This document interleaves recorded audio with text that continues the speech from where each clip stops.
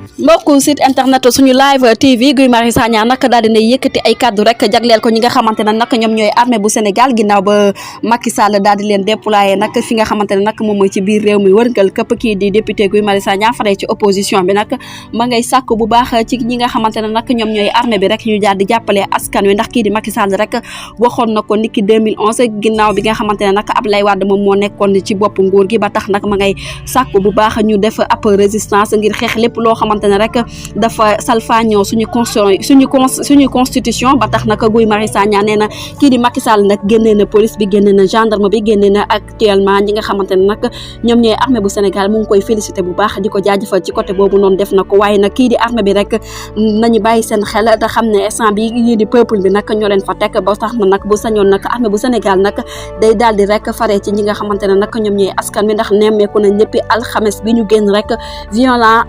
violence bi nga xamante ne nag am na ak jàmmaarloo yu métti yi nga xamante ne nag moo fes dell ci capitale bu Ndakaaru ak ci Sénégal wërngal këpp ginnaaw bu ñu condamné Ousmane Sonko ñaari atu kaso yoo xamante ne rek da koy daal di tëdd condamné wuñ ko ci lenn nag lu dul corruption jeunesse décision boobu nag mu nekk mbir moo xamante ne nag mbir mu doy waar la nag dina teree bokk kii di Ousmane Sonko ci élection yi ñu dëtmal 2024 ba tax nag militant yi mer ba futu rek jëmale ko ci président de la république tax ay manifestation nag daal di am jamono ji nag li nga xamante ne nag moom la jur rek mooy fukki nit ak benn ñàkk nañ ci seen bakkan ak ay bien jàmbur yoo xamante ne nag saccagé nañ ko mu nekk mbir moo xamante ne nag mbir mu doy waar ba tax nag kii di Guy Marius Sagna rek ma ngay sàkk bu baax ci ñi nga xamante ne nag ñoom ñooy armée bi rek ñu daal di xam ne